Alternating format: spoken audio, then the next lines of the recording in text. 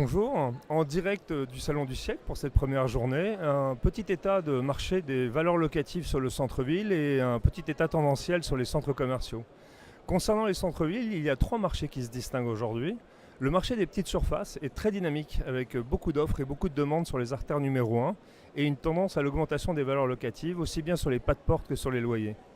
Concernant les surfaces de plus de 3000 m², dites les grandes surfaces, il y a peu de demandes, peu d'offres, mais un marché bien stable.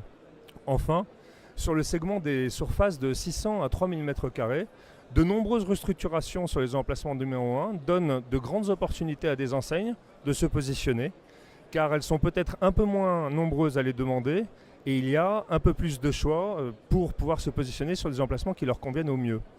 Donc trois marchés différents avec trois niveaux de valeur locative et une dynamique qui est très positive sur les deux grands segments de marché, les petites et les très grandes surfaces.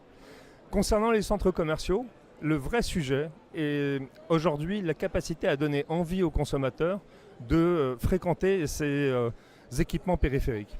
Alors comment donner envie? Il y a deux types d'envie. Il y a l'envie qui est générée par le spectacle, et c'est ce qu'offre à peu près la compagnie de Phalsbourg, notamment sur la dernière ouverture de The Village à Villefontaine. Spectacle permanent donné à des promeneurs qui, en quête de sensations, en même temps feront du shopping dans un environnement et un écrin de grande qualité.